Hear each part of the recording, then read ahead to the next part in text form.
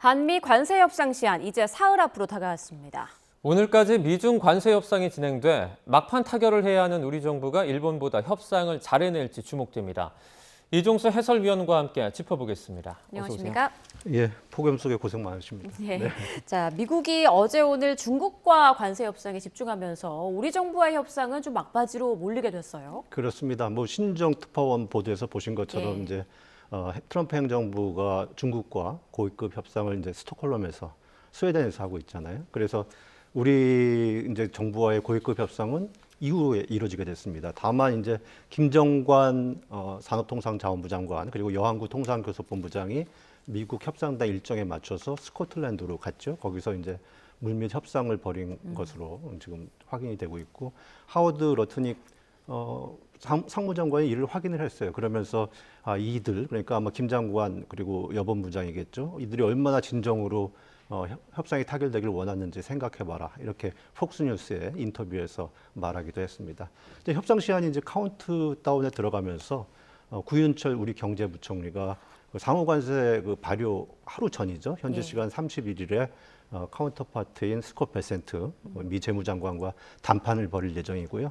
또 조현 외교부 장관은 워싱턴 DC에서 같은 날 그 마코 루비오 국무장관을 만나서 측면 지원을 할 예정입니다. 이 담판 협상을 벌이기 위해서 이제 오전에 방미길에 오른 구윤철 부총리 각오를 한번 들어보시도록 하죠. 제가 가서 한국이 준비하고 있는 프로그램 그리고 한국의 상황을 잘 설명하고 또한 조선업 등 한미 간에 중장기적으로 협력할 수 있는 분야에 대해서도 잘 협의를 하도록 하겠습니다. 그래서 국익을 중심으로 한미 간에 서로 상생할 수 있는 그런 협상안이 마련되도록 최선의 노력을 다하겠다는 말씀을 드리겠습니다. 이제 막판에 그 한미 협상에서 우리 정부가 잘했다 못했다 그 기준으로 일단은 그 일본의 사례를 저희가 보고 있는 거 아니겠습니까? 네, 그렇죠. 그러니까 우리 정부가 협상을 서두르지 않은 이유가 다른 주요국, 특히 이제 일본의 협상 결과를 지켜보려는 그런 의도가 있었기 때문인데요. 여당인 민주당 내에서도 그러니까 일본보다 유리한 협상 결과를 이끌면 우리에게 최고다 이런 말이 나오고 있거든요. 일단 지난 현지 시간 22일 날 그 타결된 미국과 일본의 주요 합의 내용을 한번 그래픽으로 보시면서 좀 살펴볼 필요가 있는데요. 지금 보시는 것처럼 상호관세, 자동차 관세를 25%에서 15%로 대폭 낮췄어요. 그러면서 일본은 대가로 그러니까 연간의 미국 쌀 수입량을 35만 톤에서 60만 톤으로 대폭 늘렸고요. 또 미국산 차 추가 안전검사를 면제했죠. 그러니까 좀 전격적인 시장 개방 이런 모양새를 갖췄던 거고요. 그리고 5,500억 달러, 우리 돈으로는 758조 대미 투자를 하기로 했고 또 트럼프 대통령이 관심이 있는 게 이제 엘래스카주 LNG 사업인데 가스관 사업인데 이걸 갖다가 미일 조인트 벤처를 설립해서 하는 것 이런 것을 약속을 했고 또 일본 보잉 항공기 농산물 구입 이렇게 이제 선물 보따리를 안긴 거죠.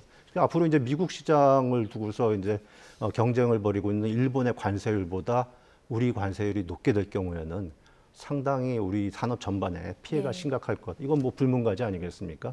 그래서 이제 이게 어떻게 될지 이제 관심인데 하여튼 트럼프 대통령은 미국과 합의를 못하면은 15에서 20% 관세를 매길 것이다. 이렇게 말하고 있죠. 네.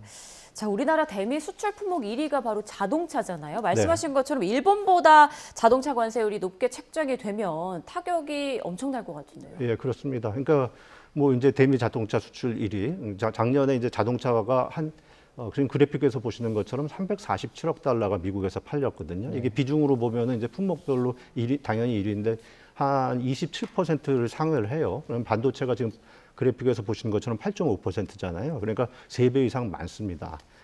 그런데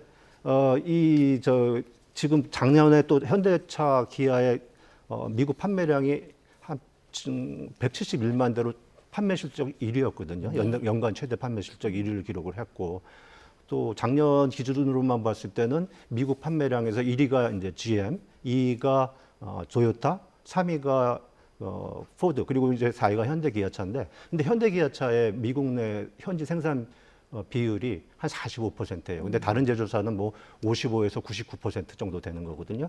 그러니까 우리나라랑 일본이 동일한 자동차 세율이 적용이 되게 될 경우에는 우리가 이제 미국 밖에서 생산하는 비율이 높으니까 불리할 수밖에 없는 예. 거죠. 그래서 단 1%포인트라도 일본보다 관세율이 높게 되면은 그걸 수용할 수밖에 없는 거고 최대한 더 깎을 인하시켜야 되는 그런 절박한 이유가 있는 거죠.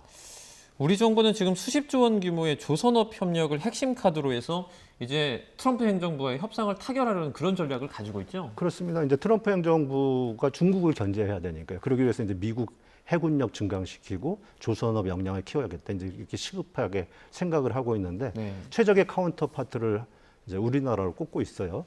그래서 우리나라가 이에 따라서 우리 정부가 지금 마스카라는 이제 수십조 규모의 조선업 프로젝트를 미국 측에 제안을 한 것으로 전해지고 있죠. 이 마스카라는 게 이제 뭐 어제 그제 보도에서 많이 나오고 있습니다만 마가, 메이크 아메리카 그레이트 어게인, 미국을 위대하게라는 이 구호에다가 쉽빌딩, 조선업을 이제 합성해서 만든 조어인데 우리 조선사들이 대규모로 대미 투자를 하고 또 이를 보증하기 위해서 뭐 이제 대출을 한다든가 뭐 하는 이제 금융 패키지를 마련을 한 거죠. 이 마스카 프로젝트에 대해서 이제 전문가 관련 발언을 한번 들어보시도록 하죠. 예. 조선업 카드가 아마 기존에 한국이 민감해하는 농축산물 등 비관세 장벽과 그다음에 한국이 좀 여유가 좀 부족한 펀드 기금을 다소 완화하는 데는 도움이 될 것 같은데요. 그리고 여기에다가 이제 그 산업체의 이제 쌀이라고 불리는 반도체에 대해서 이제 대미 투자하고 협력하고 또 2차 전지 산업에도 투자를 하고 미국산 항공기도 추가 구매하고 또 미국산 가스 원유와 같은 것 에너지를 이제 구매를 확대하기도 하고 그리고 이제 알래스카 LNG 사업이요. 여기 조인트 벤처 미일이 한다고 그랬는데 여기에 우리도 참여하는 방안을 검토를 하고 있어요. 근데 트럼프 대통령 뭐 지금 이 관세 협상 성과를 이제 미국 내에 막 홍보하고 과시하기를 원하지 않습니까? 예. 그러니까 우리 정부는 그럼 여기에다가 이제 방위비 증액 그리고 미국 무기 구입 요거까지 이제 협상 리스트에 담아서 원스톱 협상을 좀 시도하고 있는 거죠. 네. 자, 이뿐 아니라 국내에서 민감한 소고기나 쌀 등 농산물 개방도 지금 협상 테이블에 올라 있는 거죠. 그렇죠. 원래는 이제 뭐 소고기나 뭐 농산물 이거는 저 협상을 하지 않겠다 이런 레드라인을 설치했었는데 예. 뭐 최근에 대통령실에서 이게 포함됐다 이렇게 확인을 해줬어요. 일본이 앞에서 말씀드린 것처럼 이제 미국산 쌀을 대규모로 들여오고 농산물도 수입하면서 협상을 타결했잖아요. 그런 영향이 있는 걸로 보이고요. 또 트럼프 대통령이 계속 뭐 호주도 소고기를 수입하고 있다 압박을 하고 있어요. 그러니까 30개월 이상 된 소고기 수입 그리고 농산물 수입 이거 요구가 계속 이어지니까 그러면 농민 피해를 최소화하는 선에서 뭐 상징적으로 좀 해야 되지 않나 이런 방안을 좀 고심하고 있는 것으로 보이고 있습니다. 우상호 정무수석 얘기를 한번 들어보세요. 네. 가능한 국내 산업 보호를 위해서 양보의 폭을 최소화하기 위해서 노력하고 있다는 점 말씀을 드리겠습니다. 네.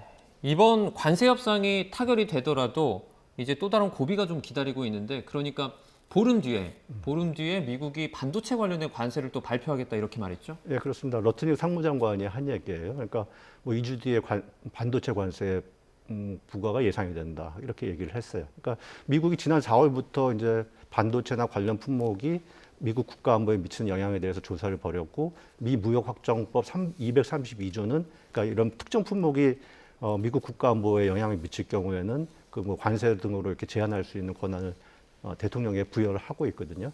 그래서 구체적으로 어떤 반도체 관세 조치가 있을지는 좀 지켜봐야겠습니다만 경우에 따라서는 뭐 수조 원대 미군 내 생산 기지를 건설해야 하는 그런 상황에 몰릴 수도 있는데 다만 지금 글로벌 반도체 시장에서 우리 점유율이 우리 기업이랑 타이완 기업이 압도적이잖아요. 예. 그리고 대체 생산자도 없고 그러니까 전방위적으로 고율 관세를 매기긴 쉽지 않을 것이다. 이런 관측도 있기 때문에 좀 구체적으로 상황을 좀 지켜봐야 할 것 같습니다. 네, 시선을 이제 국내로 좀 돌려서요. 이런 관세 협상 파고를 힘겹게 넘어야 할 기업들에 대한 법안 그리고 증세로 기업들이 지금 사면초가 상태다 이런 지적이 나오더라고요. 그렇습니다. 뭐 이제 글로벌 기술 패권 경쟁, 뭐 AI 같은 거요. 뭐 이런 경쟁이 지금 가속화되고 있는데 지금 관세 파고까지 넘어야 되잖아요. 그러니까 기업들이 참 힘에 부치는 상황이죠. 근데 정부 여당이 지금 기업의 부담을 가중시키는 그런 정책 입법을 지금 밀어붙이려 한다 이런 지적이 나오고 있어요. 예를 들어서 이제 노란봉투법 같은 경우, 노란봉투법이라는 게 이제 근로자의 불법 파업에 대해서 사측이 손해배상을 청구하면 그거를 제한하고 또 하청 노조가 그 원청에 상대로 해서 이제 교섭이나 이제 파업을 할 수 있도록 하는 건데 이게 다음 달 4일 국회 본회의에서 뭐 처리되는 것 임박해 있죠. 그리고 뭐 법인세 최고세율도 한 25%로 올리고요. 또 그 주식 양도세에 대해서 그 대주주 요건을 50억에서 뭐 10억으로 낮추면서 기업 증세에 속도를 내고 있거든요. 그리고 또 더 센 상법 개정안, 집중투표 의무제화 뭐 이런 것들도 지금 추진을 하고 있으니까요. 예. 지금 뭐 아시다시피 우리가 저성장 우려가 지금 높은 상황에서 이제 관세 폭탄도 기업이 맞게 돼 있는데 이런 기업을 옥죄고 시달리게 해야 할 때냐 이런 여론이 적지 않은 거죠. 네, 알겠습니다. 자, 지금까지 이종수 해설위원과 함께 한미 관세 협상 상황 짚어봤습니다. 고맙습니다. 고맙습니다. 감사합니다.